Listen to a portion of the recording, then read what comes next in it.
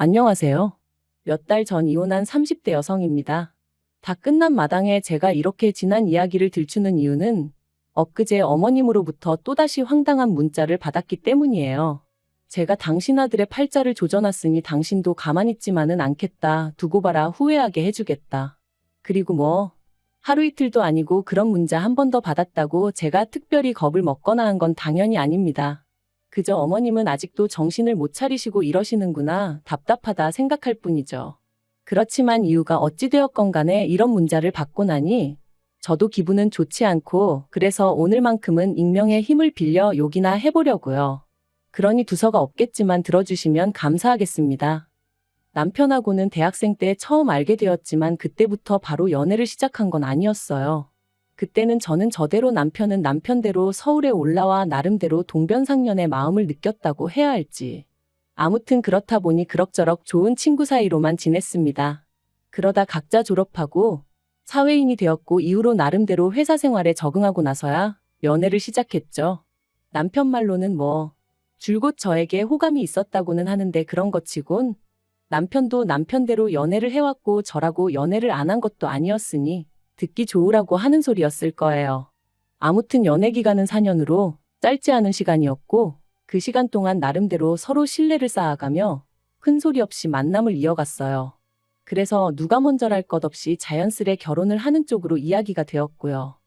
그런데 결혼 준비를 하면서 조금씩 잡음이 있었는데 그 중에서도 가장 문제가 되었던 것은 바로 저희가 어디에서 살 것이냐였습니다.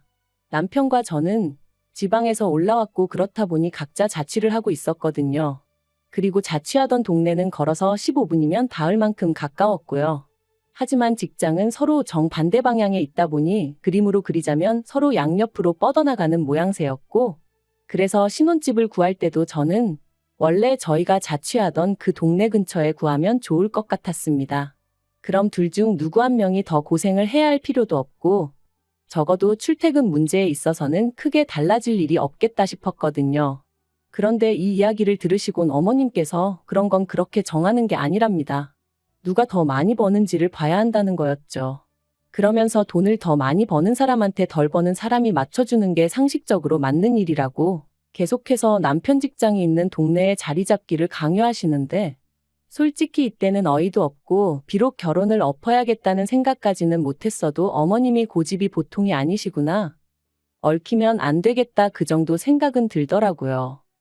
그리고 결혼 준비 과정에서 알게 된 것이 남편은 어머님 고집을 꺾지 못한다는 거였습니다. 사실 남편이라고 해서 가만히 보고만 있던 것은 아니었거든요. 어머님한테 연봉이랑 사는 데랑 무슨 상관이냐?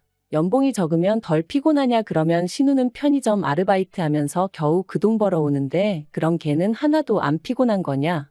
하지만 어머님은 그런 남편에게 왜 가만히 있는 여동생을 끌어들이냐고 욕이나 잔뜩 하셨지. 당신의 논리가 틀렸다는 건 결코 인정을 하지 않으셨어요. 그리고 그런 어머님 때문에 힘들어하는 남편을 보고 있으니 제 마음도 결코 편하진 않았죠. 그래서 제가 정말 양보하고 이해하는 마음으로 남편 직장에서 10분 거리에 있는 아파트에서 신혼살림을 시작하기로 했습니다. 그런데 그렇게 식을 올리고 한 달도 안 돼서 정말 황당한 소식을 들었습니다. 저희 동네로 어머님이 이사를 오신다는 얘기였죠. 남편이 서울살이를 10년 넘게 하는 동안에도 고향에서 지내시던 분이 갑자기 신우까지 데리고 서울로 이사를 하신다니 이유를 불문하고 황당하단 생각밖에 안 들대요. 남편도 저만큼이나 당황한 기색이었던 걸로 봐서는 막말로 자기들끼리 짜고 생쇼를 하는 것 같지는 않았어요. 아무튼 그래서 남편도 아닌 게 아니라 어머님한테 갑자기 무슨 이사냐고 물어봤다는데, 어머님 말씀이 당신이 앞으로 살면 얼마나 살겠냐며 지금이라도 자식 옆에서 오순도순 살고 싶다. 손주도 태어나면 봐줘야 할 거 아니냐 뭐 그러시더랍니다. 거기다 대고 남편이나 저나 무슨 말을 할 수 있었겠어요. 특히 막 시집왔던 저는 정말 당혹스러웠지만 말 그대로 찍소리도 못했죠 뭐. 그리고 그때부터 저는 정말 크고 작은 일들로 어머님에게 시달리기 시작했는데, 그 중에서도 저를 제일 환장하게 했던 건 바로 저녁 식사 문제였습니다. 어머님이 하도 고집을 부려서 제 통근 시간이 늘어난 건데 어머님은 그런 건 안중에도 없으셨는지 왜 제가 남편보다 퇴근이 항상 늦는 거며 그래서 당신 아들이 제때 저녁을 못 먹지 않냐고 얼마나 잔소리를 해대셨는지 몰라요. 일주일에 두세 번, 그것도 꼭 연락도 없이 멋대로 식사 시간에 찾아오셔서는 당신도 한 끼 얻어먹고 가려고 왔다 하시면서 말이죠. 그런데 그런 상황이 자꾸 반복되니까 솔직히 저도 화가 나대요. 막말로 제가 전업주부도 아니고 둘이 맞벌이 하는 거 뻔히 하시면서 왜 자꾸 저만 들들 볶으시나 싶은 게. 그래서 남편더러 앞으로 저녁 시간 되면 당신이 어머님 댁에 가서 얻어먹고 오라고 했어요. 어머님 말씀대로 10년 넘는 세월 동안 떨어져 지내다가 이제라도 가까이 지내게 되었으니 옆에 끼고 밥도 챙겨 먹이시고 하면 좀 좋겠냐고요. 그랬더니 남편이 저더러 너도 참 그렇다 하는데 이때 처음 남편이 완벽하게 제 편은 아닌가 하는 생각이 들더라니까요. 그리고 더 웃긴 건 그렇게 남편이 몇 번 가니까 어머님이 저한테 더 심하게 화를 몇 번 내시더니 급기야는 이렇게 가정에 소홀할 거면 회사를 관두랍니다. 결혼했으면 아내의 역할이 우선시되어야 한다면서 말해요. 그래서 이때 남편하고 정말 대판 싸웠어요. 막말로 남편이 한 달에 무슨 1,000만 원, 2,000만 원씩 벌어오는 것도 아닌데 무슨 저녁밥 차려주라고 회사를 관두라는 건지. 그래서 제가 남편한테 어머님 정말 이상하시다. 당신 여지껏 혼자 사는 동안 저녁식 사가지고 이러신 적 없다면서 왜 결혼하고 나니까 이러시냐. 신경 쓰이고 서운하다 그랬습니다. 그랬더니 남편은 남편대로 아무리 그래도 그렇지 자기한테 어머님 뒷담화를 하냐면서 제 편은 안 들고 어머님만 감싸고 들었거든요. 그러니 안 싸울 수가 있었겠냔 말이죠. 그래도 이 싸움 덕분에 이후로 남편 저녁 식사 문제는 제 손을 떠났습니다. 저는 어차피 저녁은 샐러드 정도로 가볍게 먹는 사람이라서 남편하고 저녁을 같이 안 먹어도 크게 문제될 게 없었거든요. 그리고 이때만 하더라도 어머님이랑 남편이 좀 얄미운 게 전부였지 이혼까지 생각한 건 아니었어요. 이후로 1년 반 정도 별탈 없이 살았습니다. 남편도 저도 서로에게 작은 불만들이 있긴 했지만 부부 생활에 위협이 될 만큼 큰 건 아니었어요. 어느 다른 부부들과 별반 다르지 않았달까요. 그리고 그런 와중에 제가 이직을 하게 되었습니다. 다니던 회사보다 월급도 훨씬 많이 주고 직급도 높여준다는 곳으로 말이죠. 딱 한 가지 문제였던 건 지방에서 근무를 해야 한다는 거였는데 솔직히 지방이래봤자 당장 저희 사이에 아이가 있던 것도 아니었으니 까짓 거 필요하면 이사해야지라고 단순하게 생각한 게 사실이에요. 그런데 이 얘기를 들으신 어머님께서 어떻게 남편 직장이 서울인데 아내 직장이 지방이라고 그쪽으로 이사를 하냐 하시대요. 그래서 어머님이 저희 결혼할 때 연봉 높은 사람한테 맞춰주는 게 상식이라고 하시지 않으셨냐? 이제 제가 남편보다 연봉이 무려 2,500이나 높아졌다 그러면 당연히 저한테 맞춰줘야 하는 거 아니냐 했어요. 그런데 어머님이 그건 경우가 다르답니다.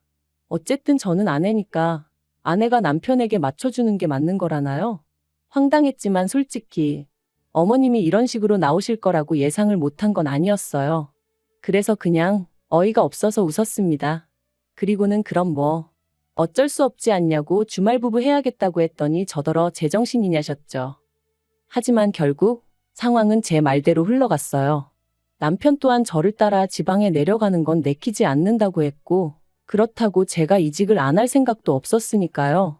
그리고 제가 먼저 말을 꺼내기도 전에 남편이 먼저 그럼 주말부부로 지내는 건 어떻냐고 묻길래 못 이기는 척 그러자 했죠. 솔직히 아예 걱정이 안 되었던 건 아니에요.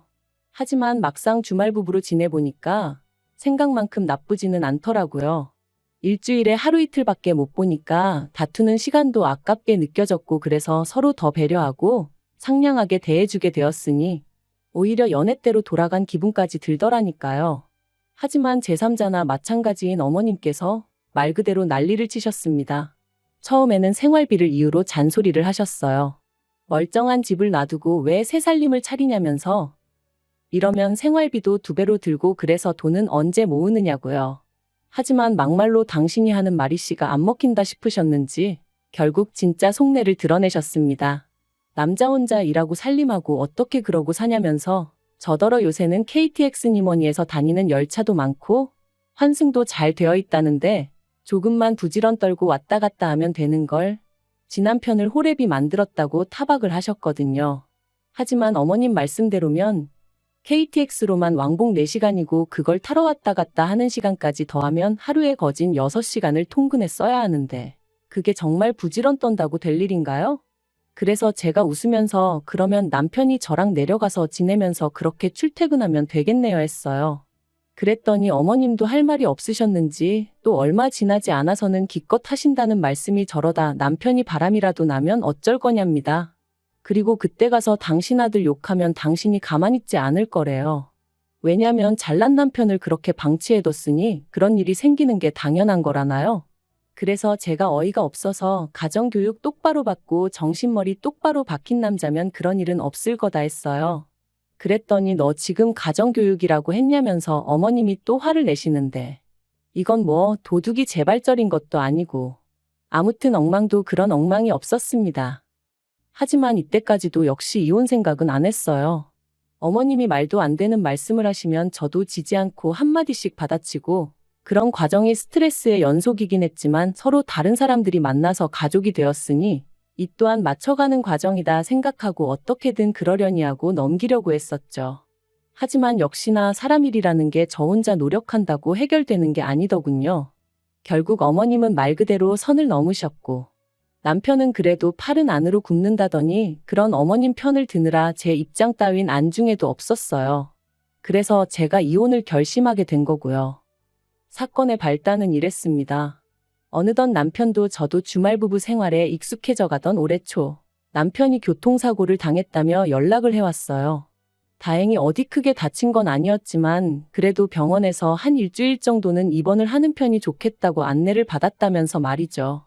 그래서 저는 그래도 어디 안 부러진 게 어디냐고 다행이다고 했고 남편도 자기도 10년 감수했다며 이참에 휴가 받았다 생각하고 쉴 생각이라 했습니다. 그런데 어머님께선 이런 와중에 아내인 제가 올라와 있지 않는다며 크게 화를 내셨어요. 그래서 제가 어머님께 제 사정을 설명했습니다. 회사 일도 많고 자리 이동에 관해서 말이 많기 때문에 최대한 눈에 띄는 행동은 안 하려고 조심하는 중이다. 그러니 이해 좀 해달라고 말이죠. 하지만 어머님께선 제 말은 귓등으로도 듣지 않으시는 눈치였어요. 아내가 돼서는 남편이 제일이지 돈에 환장을 했냐. 그런데 아무리 어머님이 뭐라고 말씀을 하셔도 제가 눈도 깜빡 안 했더니 그게 그렇게 심통이 나셨던 걸까요? 급기야 어머님이 저희 회사에 전화를 하셨습니다. 그리고는 전화 받은 직원에게 제 이름을 말하며 회사 생활은 어떻게 하는지 몰라도 아주 싸가지가 바가지다. 지 남편도 안중에도 없는 매정한 X이다. 사장한테 말해서 회사에서 잘라달라 그래야 지 본분에 충실해질 것 같다. 그런 말씀을 하셨다대요. 전화를 받은 직원은 다행히도 저와 평소에 관계가 좋은 편이었고 그렇기에 이런 내용이 사장 귀에까지 들어가는 참사는 일어나지 않았습니다만 그래도 어쨌든 저는 치부를 들킨 듯하여 한마디로 얼굴을 들 수가 없었습니다. 아무리 그래도 그렇지 며느리 얼굴에 이런 식으로 똥칠을 하실 수 있나 싶은 게 그래서 남편에게 바로 다시 전화를 걸었어요. 그리곤 어머님이 하신 만행을 낱낱이 얘기했거든요. 그런데 남편이 보인 반응이 그러니까 평소에 어머님이 말씀하시면 듣는 척이라도 했어야지. 툭하면 죄다 제 고집대로 하니 어머님도 얼마나 약이 오르셨겠냐입니다. 그러면서 이번만큼은 제가 실수한 거라고 단 며칠이라도 출퇴근이라도 여기서 했으면 어머님이 그렇게까지 화는 내지 않으셨을 거라는데 미쳤구나 싶대요. 그래서 진심이냐니까 진심이랍니다. 그리고는 자기가 죄인이래요. 자기 할 도리도 다 못하는 며느리를 보게 해서는 괜히 나이 드신 어머님 마음고생, 몸고생하게 만들었다면서 말이죠. 그리고 이때 저는 정말 망치로 머리를 세게 한 대 얻어맞은 기분이었습니다. 남편이 그동안 어머님을 그런 식으로 보고 있었다는 것도 저를 모자란 며느리감이라고 생각하고 있었다는 것도 전부 다 너무 충격적이었거든요. 그리고 이 대화를 계기로 결국 저는 이혼 이야기를 꺼냈습니다. 나는 그래도 열심히 한다고 했는데 당신이나 어머님은 매번 불만불평뿐이고 이제 지겨워서 더는 못 들어주겠으니 당신이랑 어머님이 서로서로 손과 발이 되어 살면 되지 않겠냐. 불청객은 빠져주겠다 했죠. 그리고 남편은 이런 제 이야기를 듣고는 처음엔 말도 안 되네 어쩌네 해대더니 얼마 안가 그러자 하더군요. 어차피 주말 부부로 지내는 한 사이가 회복되긴 어려울 것 같다면서 말이에요. 그리고 저는 이게 남편이 꼭 저를 겁주는 것처럼 들렸어요. 이혼하기 싫으면 회사 때려쳐. 우리 엄마 말 좀 잘 들어 뭐 이런 식으로요. 그래서 더더욱 남편이 싫어졌고 이혼의 확신을 갖게 되었죠. 결혼 기간도 짧고 아이도 없어서 이혼을 결심하고 나니 나머지 일은 정말 빠르게 진행되었습니다. 집 정리하고 남편은 어머님하고 신우가 사는 집으로 들어갔고 저는 뭐 크게 달라진 건 없었네요. 아, 그런데 웃긴 건 이혼 이후로 걸핏하면 어머님한테 연락이 와요. 하루는 잘 생각해보라 구관이 명관이다 뭐 그런 말씀을 하시기도 하고 또 하루는 너 하나 때문에 내 아들 인생도 내 인생도 다 꼬였다. 전부 다 물어내라 그런 말씀도 하시고 솔직히 보고 있으면 웃겨요. 도대체 며느리란 존재를 뭐로 생각하셨던 걸까 싶어서 말이죠. 옆에 끼고 아무 때나 부려먹을 수 있는 하녀? 아니면 뭐 어머님 대신 어머님 아들 어르고 걷어먹일 유모? 뭐 그 정도로 생각하신 건 아니었는지.